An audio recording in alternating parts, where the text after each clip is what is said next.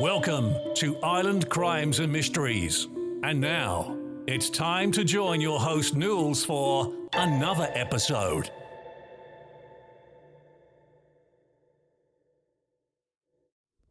Hey guys, and welcome to another episode of Ireland Crimes and Mysteries. I want to thank you for joining me today, and if you're a returning listener, I want to say a big thank you for your continued support. If this is your first time listening to my podcast, welcome. It's great to have you on board. So without further ado, let's get started on today's story.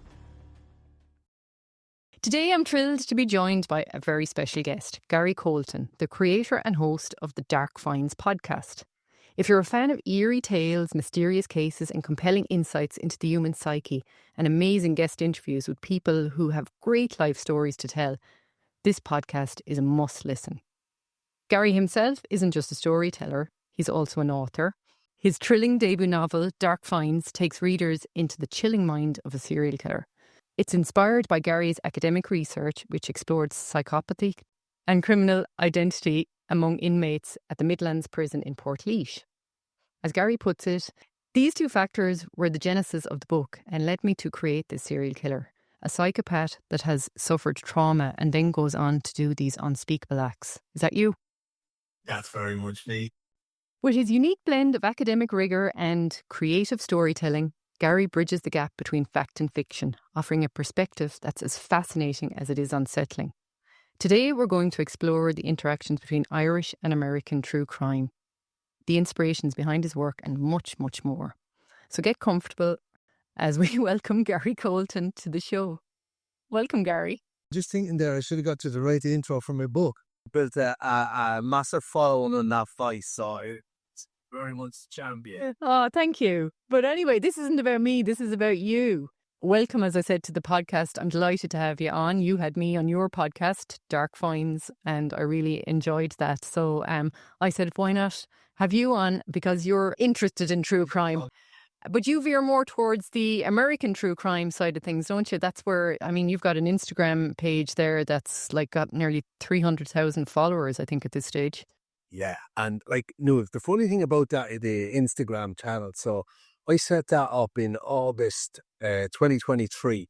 And like, I always had an interest in kind of true crime, serial killer documentaries, your background's in psychology. So that kind of led me into psychology, but then the interest intensified because I was able to understand it more. I think at the root cause of, why these people are committing these unspeakable acts, and what's the driving force, what's the motivation. So in August 23, I set up that Instagram account purely as a marketing engine just for my book. I know it, like, I didn't think I was going to perform that well. Like, I just said, look, I want to put up some serial killer content. Having a writer's page and putting up pictures of me writing on a laptop ain't going to get That's not going to cut it. No, that is not going to cut it. So I think the first video I put up was that Richard Kuklinski. You're aware of him. He was a hitman for the mob. And I remember in psychology class, we, through one of our abnormal criminal psychology lectures, our lecturer, Philip Hyland, actually played the 2-hour interview with Richard Kuklinski, where you could see just this like callous coldness. It was like the portrait of a psychopath. You were able to see like the low affect and the charm and the glebe way and the kind of almost matter-of-fact way he described these murderers. So I put up the first clip, and the clip was, I think, like 8-second clip. Or the interviewer goes to Richard Kuklinski, you were an assassin. And he goes, oh, an assassin sounds so exotic. And then there's a little pause, and he goes, I was just a murderer. And that video just blew up. Oh my God, and that was the start of it.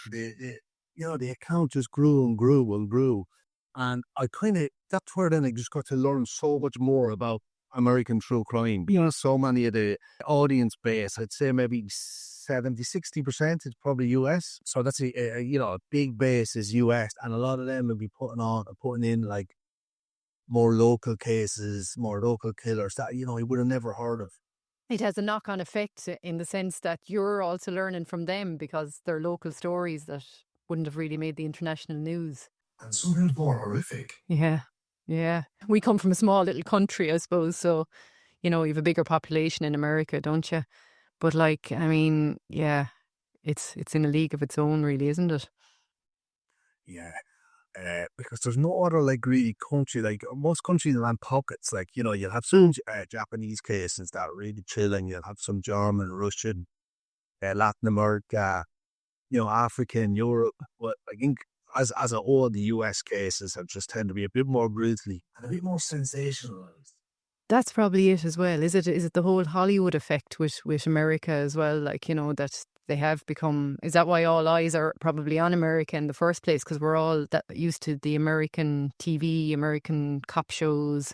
So we kind of know more about America anyway. Yeah, well, I think I'd read before where, like, during Bundy's trial and stuff, you know, he was nearly one of the most famous men in America. Yeah.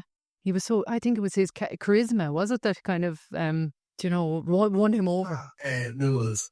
And I think one of the big things was, and actually when I was reading the Dark Finds book, I modelled like a part of the characteristics of the kind of villain or the serial killer in the book on Bundy, because I was always more fascinated with the serial killer that is really unassuming, that's handsome, that is charming, that you would not like expect. Like I never read too when I'm watching like a horror or a good movie that like the monsters that look like monsters or that don't interest me as much, because I don't think they're as dangerous as the ones that kind of slip under your cognitive defenses, that are able to, you know, slip into that trust zone. Hiding in plain sight. Yes. Yeah. They always say you should always be wary of the quiet ones. Isn't that what they say?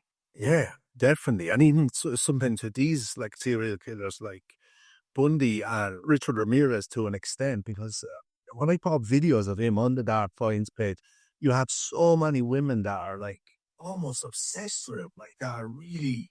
Yeah, what is the psychology behind that? Like that women seem to gravitate towards these serial killers, and like you hear all these stories of them writing to them in prison, and you know, these romances starting and even marrying them. Like, what's the psychology behind that? So I remember I'd read a study. This is probably going back into 2017, I'd say. It was a study where the researchers had looked at war zones. I think it was particularly around the Middle East. But pretty much what they did, here's the nature of the study. So you can imagine you're one of the participants, Noel, in the study, right? I'm the researcher, I'll come in. I'll show you maybe like 10, 15 headshots of men, right? And so what the researchers were selecting for, what they were trying to get at, you know, within them 15 headshots, some of the men were far more psychopathic. And what I mean by that is the features of their face or their eyes were far more dilated, more aggressive eyebrows coming down. They had maybe more of a menacing smirk on their face. And pretty much the findings of this study was that like the majority of the women selected the men that were more psychopathic. Right. And so when you get to the explanation or kind of conclusion of the study, what they actually found was, like, you know, in these war zones and stuff like that, there's almost a selective process going on in the female's head that is selecting for someone that's going more psychopathic. And the theory is that if you're in like a war zone, just say you're in Gaza now, one of these other kind of conflict zones like Ukraine, there's almost an element where you want to be around the most psychopathic man and have him fall in love with you, because it's a life or death, which it is a constant daily basis. You want the biggest brute, you know, the most psychopathic man, because he's essentially going to protect you and your children. Now, again, I don't think that explains it, because, you know, these... Because they could turn on you as easy. Yeah. They aren't in, you know, like the Ukraine. They're probably in California or so, or as they safe. But I think there's some sort of evolutionary instinct to be more drawn to these like really psychopathic individuals, and it's probably to do with some sort of protective element. Yeah, because a lot of the women that you kind of like, I don't know if you've seen any of the documentaries where they kind of follow them and they're writing to them, and then they're heading over to America to meet them and all this kind of stuff. A lot of them are kind of UK based by the looks of it, and they always seem to be like, you know, single kind of middle-aged women that to me kind of come across as lonely. And I don't know, now I could be totally wrong, but then they just fixate on this. They start writing to them as a kind of somebody to talk to, basically, and it develops. And again, another theory I may have on it, well, is you might have this lonely, say, middle-aged woman that maybe has nothing exciting going on in their life. And there's a certain level of celebrity with some of these serial killers. Yes. And they're far easier to access than the likes of Justin Timberlake or, Drake or one of these guys. Because you can easily get their address, you can easily send a letter, and you still might get this sort of celebrity validation from them responding. Like I had one woman on the podcast, it was episode maybe 11 or that. She wrote the 5 serial killers, but 2 she had ongoing, like, correspondence, year-long conversations with. Wow. And did she start to kind of have a relationship with any of them, or? No. So she wrote a book, or she wrote a book on Rodney Alcala, and this kind of what spurred it on. Trying to dive into it. Like so there's more research thing with her. BTK. Yeah. Oh, yeah, she had a lot of correspondence with BTK. Oh, God, now he's famous. He's famous. What was Bind, Torture, Kill, isn't it? Kill. Is it his daughter that does a lot of interviews that is it him? She does. Yeah, I've seen her a few times. I mean, it must be desperate to be the child of a serial killer. 100%. And Nules, we were talking there a few moments ago about hiding in plain sight. Yeah. Like, he was, his name's gone beyond me anyway, but let's just say BTK. He was like a pastor in a church. Yeah. Like, he was really high up, really well-to-do, kind of had a more pious reputation in the community. Yeah, he was a pillar of the community, sure. Yeah. Yeah, and had his family and his wife that he used to go home to every night. And, he got away with untold amounts of death, didn't he? He used to dump them in the... Was it him that used to dump them in the river? No, that No. was Gary Ridgway. Yeah, I keep getting the two... Yes, I keep getting the two of them mixed up. But he did like that. BTK was... it was just so sinister. Like, look at some of his... where in court, where the videos are on YouTube, where he's recounting the murders he did. And it's like just someone, I went out to get groceries, I picked up eggs and milk, I put them in the basket. Like, there is no humanity there. There's no empathy. There's no emotion. There's no, like, he called them projects. Like, so, when he was stalked, it's not the victims for weeks, months, but he'd have them wrote down in books as like projects. They were objects. So just really... They weren't people. Typical psychopath serial killer. Yeah. Like, you'd wonder, again, like, they're obviously they are wired differently to us. Like, they have to be, because, I mean, I feel guilty sometimes if I kill a fly or something. I feel a moment of guilt. So I couldn't imagine killing a human being, which kind of brings me on to the whole, I suppose, how would I say it? Like, coming over across the pond over to Ireland, and a lot of the cases that I've covered in my podcast, as you know, there are a lot of missing people presumed dead, and I'd be begging people if they have any information in that. I suppose people walking around that have done an unspeakable thing and are regularly hearing about it in the news here, but still nobody comes forward in these cases. How do you think they are able to live with themselves from a day-to-day basis? So there's two aspects here. I'm going to go into the kind of more nature bit first, because I'm not sure if you've ever heard of the MAOA gene. No. Okay, so there was a landmark study done. It was in 2002. But they pretty much found that there's this MAOA gene, and it's kind of involved in regulating like serotonin, dopamine, has a huge influence on their amygdala, which is that kind of fear center in their brain. But it's this neurotransmitter anyway. It stops, prefrontal cortex activity. So that's the executive function. It's maybe don't put your hand onto the hot stove, but firm you.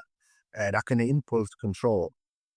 And what they found in a lot of like psychopaths, a lot of violent crime offenders, is that this MAO gene is massively underregulated. There was actually a big study or a big case in the US. What was his name? I think it was Bradley Waldrop.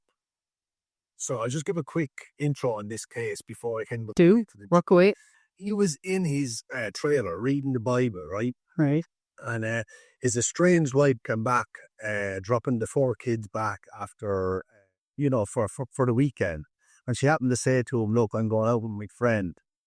And the friend was there with her. And this caused a huge argument anyway. So this Bradley Waldrop puts down the Bible, shoots the estranged wife's friend 8 times, and proceeds to chop off her head. Oh my God. It was to the wife, and like pretty much butchers her up with a machete. Just because she was going out with her friend. Yeah, just like insane, insane stuff. Where this MAOA gene comes in is his defense team tried to use it as pretty much as, okay, he wasn't responsible for his actions. This MAO gene is what caused it. We're trying to use that as almost the deterministic element of the crime. To get him off. And this gene has been shown around 400 times more likely to commit a violent crime if you do have this gene. So there is probably some grounds. Now, the jury didn't buy it, the judge didn't buy it, and essentially he was given 32 years, which is still a very light sentence for murder. Oh my God, for what he did, yeah. But like that's one part of it. Like these people, like there's whatever chemistry and kind of whatever sort of elements are firing in the brain, their neurons, they're just wired that bit differently. They don't feel empathy. Like, you were saying there a moment ago on those that, you kill a fly, like, and, it'll make you feel uncomfortable, to be a bit of guilt, to be a remorse, to be some sort of affect. But with a lot of these killers, it's, it could be the end of the world and they're just shrug their shoulders. There's no... So no matter how much pleading you do with them, they're not going to offer themselves up. No, and like if anything, what we see from most of the time, Nules, is the more the media would appeal for these, like the greater satisfaction that get, like Fluid Zodiac or some of these cases in even BTK, where they get such satisfaction from taunting the victim's family and taunting the police. It's almost a gratification. Yeah. I remember the Zodiac. I was only watching something recently actually on the Zodiac. I think it was on Netflix or something.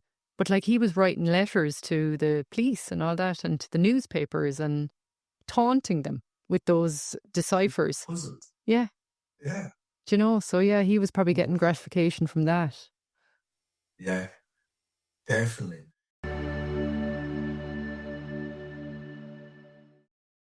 Getting back to the Irish crime, is there any Irish crimes that kind of stick out in your head that really pique your interest? Any particular ones that you kind of gravitate towards, when you hear it on the 6-1 News or something?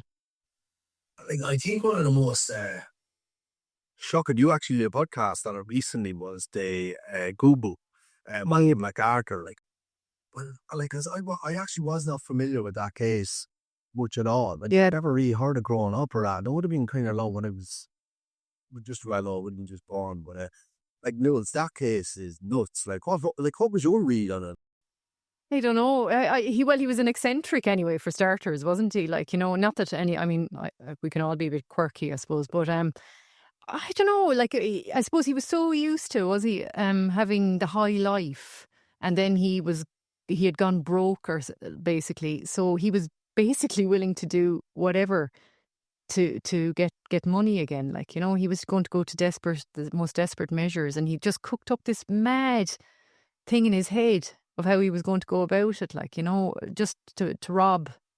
I don't know how he thought he was going to get away with it, Maybe he thought because he had friends in high places, the Attorney General and all that, to go off to the All-Ireland with the detectives that were actually looking for him, in the car, sitting beside the Garda Commissioner, and he wanted for murder, even though they didn't realise it at the time.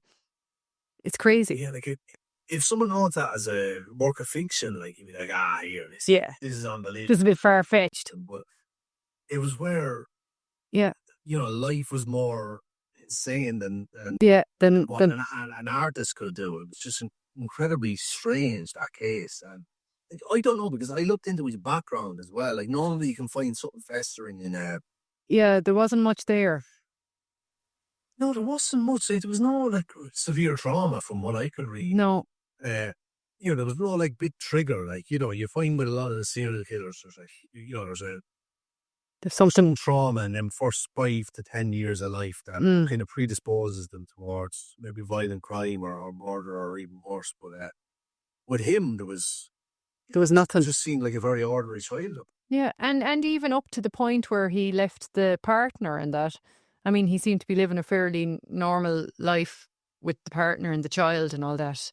And it was, I don't know, was he going into a state of psychosis slowly but surely or something? Or was it the thought of having no money that drove him mad? I don't know, like, you know, because he's out in society now, isn't he? And like, so far he hasn't been, even that interview he did after, you know, he still didn't sound right. It was, as I said in the podcast, it was rambling. He was doing more than actually talking sense. Yeah, it was a mad one. I wonder, like, oh, you're sat justifying there, like, after getting out, or like, because if you were one of the like really psycho, and it's like the Richard Kuklinski we were talking about, Yes, or he'll recall the borders, you know, they'll have no effect. You can't feel empathy. His brain is somewhere up. There's no switch for empathy in his brain. yes.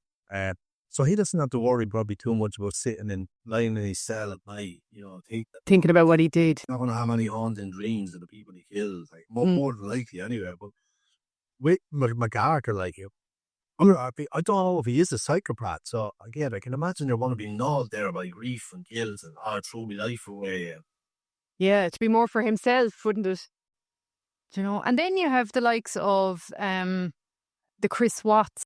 Like, as we know, Chris Watts murdered his wife and 2 children, his pregnant wife and 2 children.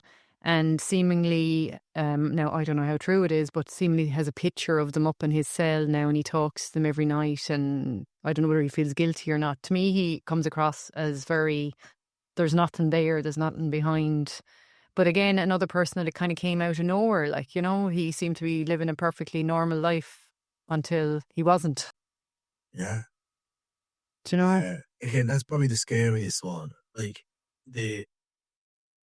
but genuinely, it's just the most terrifying thing ever, that the person you fall in love with, that you're married to, have a family, we have kids, we have plans for the future, you know, have your house, you know, everything seems to be normal. And for one day, for that something to snap is so terrifying. Like, there's a case like you're with a partner and, you know, there's something bad about them or whatever, like, you know, there's maybe probably an opportunity to leave, or, you know, did they make a mistake here? But for all intents and purposes, for any of the documentaries they've watched or case they've read, this was a seemingly normal person that just did probably the most unspeakable thing you can think of, like what he did to them 2 little girls. Like, Oh my God, it was horrendous. Yeah. daughters as well. Like, I don't know if there's, like, hell would be too good for a person like that, and for it just to pop out and over is frightening.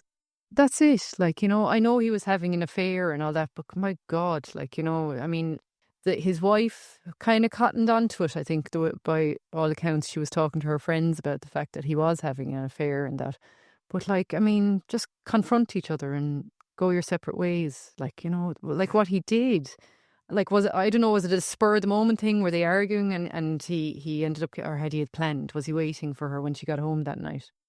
Yeah. I mean, to think even of putting the bodies of the children where he put them, like that all, you wouldn't just think of that off the bat. He must have been thinking, right, that's where I'm going to put them. Yeah, they just try to hide it like that. Everything is just so grim.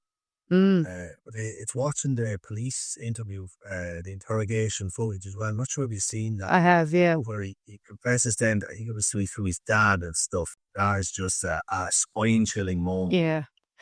They kind of planted that in his head, though, didn't they? The Gardaí, I was going to say, the detectives. They kind of said to him about the wife, Shannon, that she had, Maria killed the 2 children and then he killed her out of rage. And then he kind of ran with that story, didn't he? Like, yeah.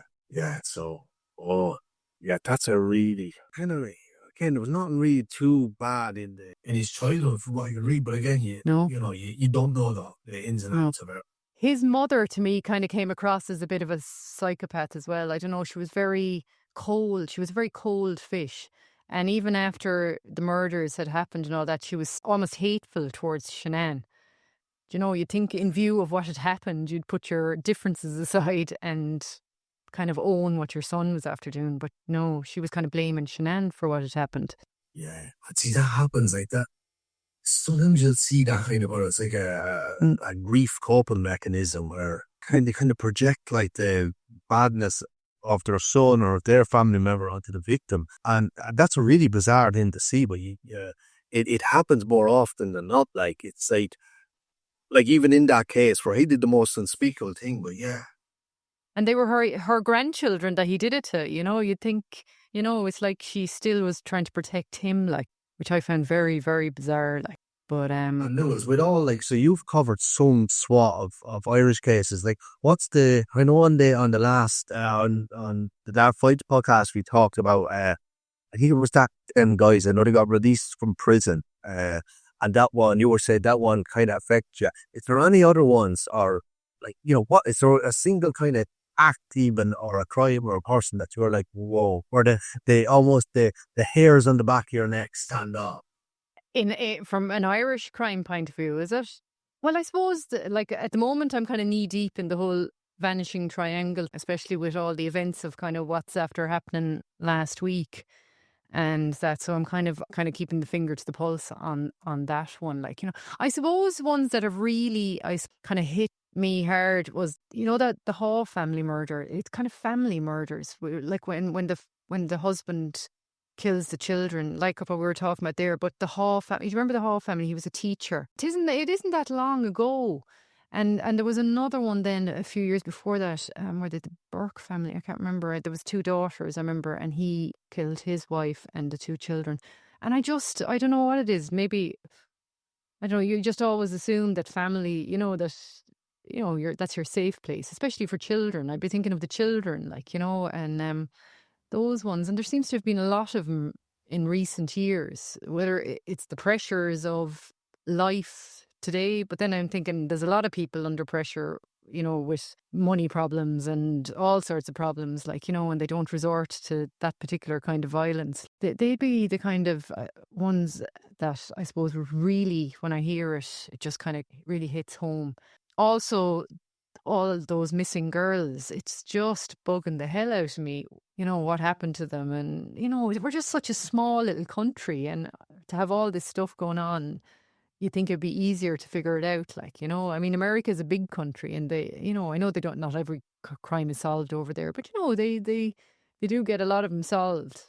I don't know, just but that is the one that really kind of gets me, is that those, when I hear of children being taken, especially by their father or a family member, like somebody that they think is going to keep them safe. Yeah, especially horrific, them cases. And, like, the strange thing about them cases is, like, when you look into, like, some of the American serial killers, like the Bundy and stuff, like, you can kind of, even though the motive might be twisted, you can kind of understand, okay, there's a sexual motive here, or there's a revenge, or some sort of vengeance motive. You know, they're driven by power, control, sexual deviance. But with the likes of that case you're talking about, where, you know, the dad, he was school principal or school. Yes, yeah, he was. Murder, suicide, kills the whole family. Like, what's the motive there? Is other than just pure annihilation? Absolutely. I think they were kind of saying at the time that, I don't know, now I haven't researched it, like, you know, so I don't know the ins and outs of it, but I remember at the time they were saying that he had some sort of a secret that he was afraid was going to come out, and that the reason why he killed his children and that is because he didn't want them growing up having to live with his whatever he had done. Again, there must be some sort of psychology to that way of thinking. I just find it and very bizarre. And another thing then is, like, his mother-in-law would have found, I think, that scene, and he would have kind of had an idea that it was her that was going to. It's like the Rachel O'Reilly.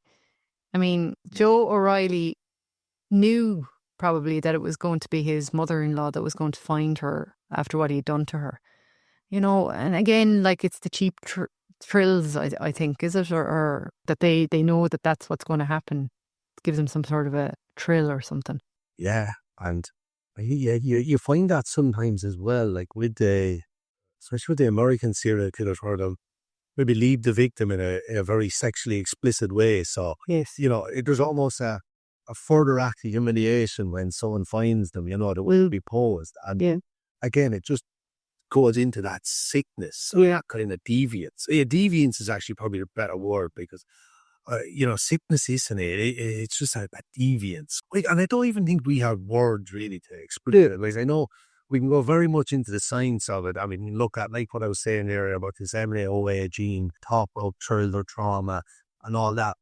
But I fully believe that there's some sort of spiritual corruption like that. And again, I don't know if it's a soul or if it's something, but I think there's a huge swath of people that would be born with that MAO gene. There's a huge swath of people, massive cohorts that would be born in abject poverty or with tough upbringings.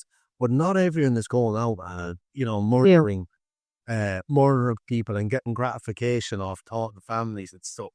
There's almost a metaphysical element to it. Or there's something Like they're born evil kind of thing, is it? That they're born like that, that no matter what way you're going to rear them, they're going to end up being that person. Yeah, and the thing is, in psychology, they're really warn you. I'd be given out to now. I heard it was in class. They're really warn you not to. There's no such thing as good and evil. It's literally chemicals in the brain. We can.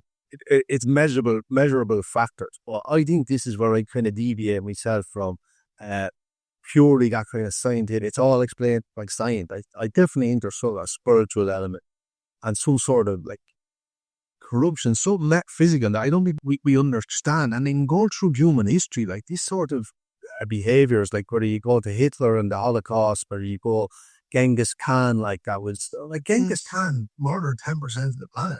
I know, yeah. When you think about it, a lot of people will really discount, I think, that spiritual side. I think it's pandering to religion, or that it's fluffy stuff and it can't be measured. And I get that to an extent, but I think there's an element. We can't explain. That's what I was going to say to you.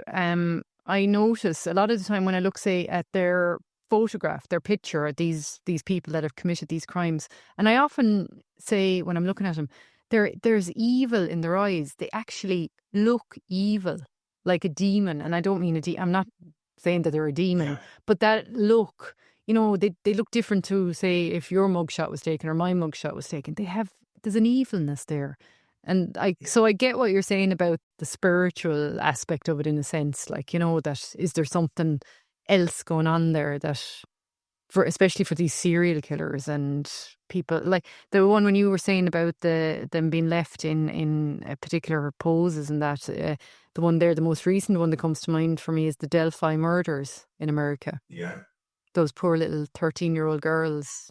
And I think they were kind of found in a not very nice way. Yeah, I think that, that case, to have that guy, I would have loosely been following it, but I remember watching for years that being, there were a lot of YouTube documentaries, puzzling unsolved mysteries, and that one would always be kind of top of the pile, but the satisfaction you get from seeing someone like him now being caught. Yeah. Yeah, because they were obviously nervous, because they had taken a few videos of him, walking along that bridge that he was on, that they were on, so they had the wherewithal to do that and video him briefly. So they must have felt very uneasy themselves when they saw him to do that. And that goes back again, not to drill out of that spiritual side, but that good feeling and stuff like that. Sometimes you can sense when you're around a bad person or a deviant person, and it's not like you can, sometimes, you can see their eyes maybe are a bit more dilated. There's kind of more aggressive look in their eye, maybe the way they kind of stare, the hold your stare for too long. But there's definitely some sort of sense you will get like that. Maybe it is people call it that gut instinct. And this sense when you're around someone that's, malevolent, maybe. Malevolent, that's a great word for it, yeah. And it kind of sums up that whole, as you said, feeling of that they're otherworldly almost, because they're not like us. They're not like the normal, I suppose, what would you say, good living person, that tries to stay within the law.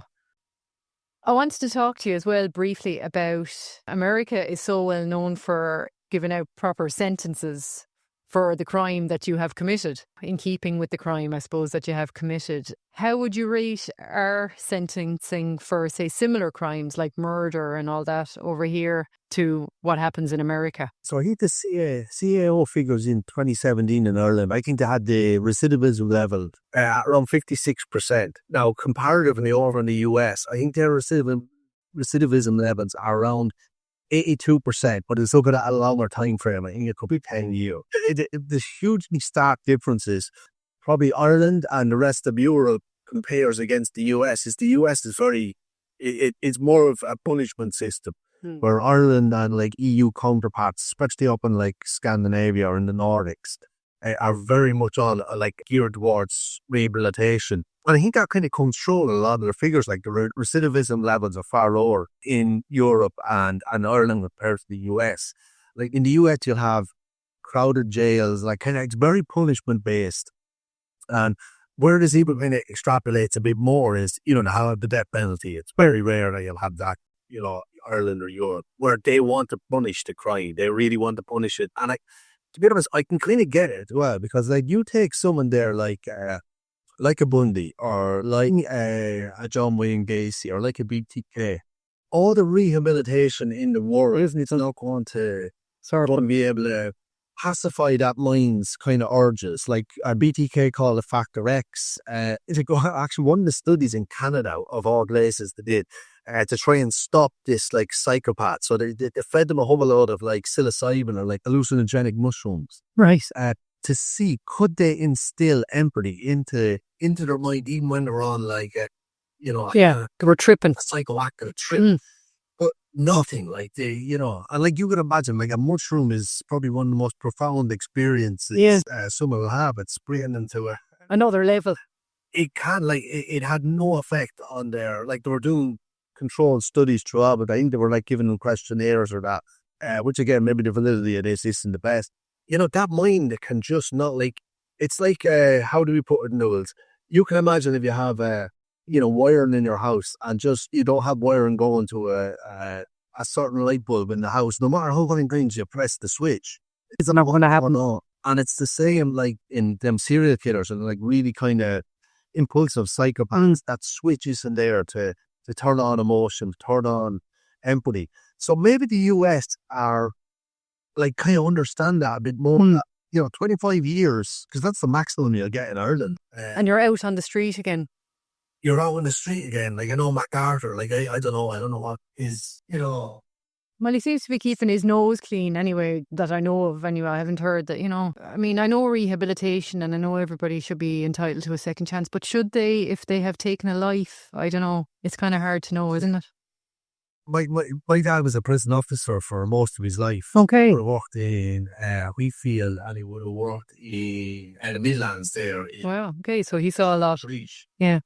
But like, you know, it's like for a large part of prisoners, you know, have TVs, they have PlayStations, they have a fairly good life, a fairly comfortable life, you know, good food.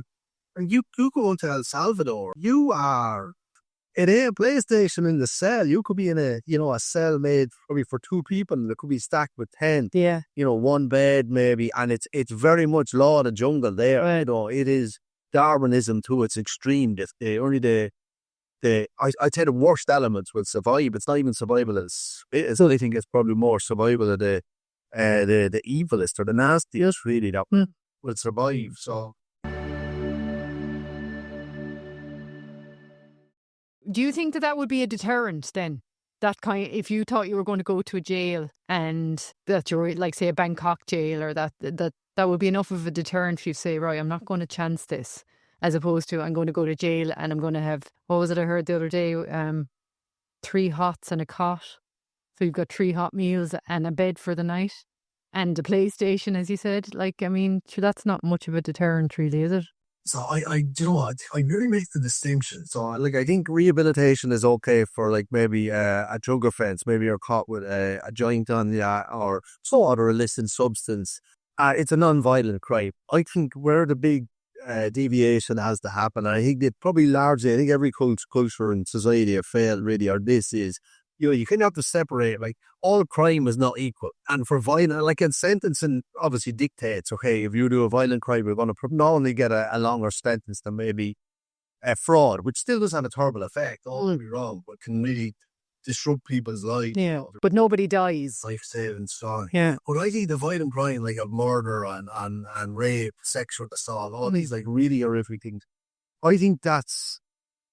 I think rehabilitation maybe goes out the window there. I think there should be a punishment aspect to it. It sounds a bit draconian, but I definitely think it would discourage someone from Yeah. Maybe murdering someone or raping someone. If it was you were being sent out there to the Bangkok Hilton, Yeah. one of them styles, I don't think to be as much of that kind of violent crime. Going on. Punishment would outweigh the whatever gratification they're going to get. That's my way of thinking as well. Like, I just think we're very soft on crime sometimes, specific crimes, as you said, the other end of the scale. Like, we seem to be soft on it, and I think a lot of people aren't afraid of justice. Then they're not afraid of the justice system. If you've taken multiple lives, like I don't think you should have to of sitting in a cell on your own. You'll get your own cushy cell with access to all sort of lovely amenities and all. Like, I think there's a price for taking a life, and I think if there should be an equal punishment almost. Like, I don't need the death penalty either. Like, unless we really heinous, but I definitely think there should be punishment. The death penalty as well, I suppose, a lot of the times I've heard of stories where people have been wrongly put to death. So you can never, I suppose, be 100% sure, at least if they're in jail for life and some evidence does come up to show that it wasn't them, at least they're still alive to set them free. I just think it's very final. It's a very final thing to do to somebody, even though they've probably done it to somebody as well. But to knowingly, for the government to do it is what I mean. Yeah, and like Nules, it must be like horrific. Like that Elena Hara, you can imagine like her family teething. Like, I know your man's in the Midlands there, getting, as you said, three hots and a cot. Like, yeah, obviously behind bars, but he has probably a comfortable existence. Gets to read books, watch TV, like putting the lanes in the ground. Yeah, and he's putting them through the torture every couple of years. Then with all the appeals and all that kind of stuff, it never goes away. Like. No, for the family is what I mean. God, we'll have to have a whole other podcast and because there's so much to talk about, isn't there? But what I want to talk to you about before we finish up, I want you to tell us all about. You've got another book coming out. Tell us more, as they say. Moving a bit away from the thriller with this one, but again, I think it still has a bit of a thriller feel to it. But it's more of literary fiction. This one and. Like more of a speculative viewpoint. I'm pretty much new. So I started writing this last year, and I feel it's just becoming chillingly prophetic. Nearly, like I think there's just so much division in the world. And I think what this book does is that it almost leads the reader hand by hand into what the horrors that lie ahead if people just keep looking at the world like us versus them. Because what's happening? We're talking about empathy there and serial killers, but like what's happening now? With like people are like looking just because someone has a different viewpoint or just because someone subscribes to a different maybe political ideology, whatever it is, the other side is dehuman the other side, and it's like selective empathy and selective psychopathy nearly, like where people can turn off their empathy just because they have a different viewpoint. And I think it's a really dangerous territory we're kind of slipping into. So I think this book, it's called Slime, by the way. Slime, SLIME or Slime, is it? Yeah, Slime. Great name. There's a parrot in the book with that. So yeah, it kind of does that. Like it's based on two themes really. So mainly it's looking at the balance between safety and freedom. So you have this authoritarian government, and give you the elevator pitch. In a dystopian city ruled by the authority, a naive content creator presses X on a mysterious notification. And this draws her into, pretty much this kind of moral roller coaster where like everything comes at life or death stake. So what I wanted to do in the book pretty much, without giving too much away. Yeah, don't give too much away now. The most naive person you could think of, like the most, compliant, obedient, rule-based person. And, like just subject them to, pressures and coercion and just put them on a send them on a path. Moral note. Yeah. Sounds fascinating. It does. Story. Normally it's like, you have someone that's bad and they turn good. That's classic arc you'll have. And where can we find this book now, Gary? So I'm pretty much just in the stage now, just querying agents, so query publishers, so it's fully done. So excited now for this one. It's a bit more kind of topical, just over that bit. It's not just kind of thriller. So see how it does anyway. Yeah, I'm sure it'll do fantastic. Your first book, Dark Finds, where can people get that one? That one is out. So it's on it's in bookstores in like Laois, kind of some in the Midlands. Okay, probably the easiest way is on Amazon. So Amazon, so you can get it on Kindle or paperback. Very good. And I definitely recommend that, guys. It's a great read. And definitely recommend his Instagram and his podcast. You have to listen to Gary's podcast, Dark Finds. Listen, Gary, it was great having you on. And will you please come back on again? Because I think we have a lot more talking to do. Definitely. I always find Nules for me catch up, and it'll probably go for hours. It's still ready conversations. We go down so many different inroads, outroads, new stuff. Always fascinating news. And look, thanks a million for having me on.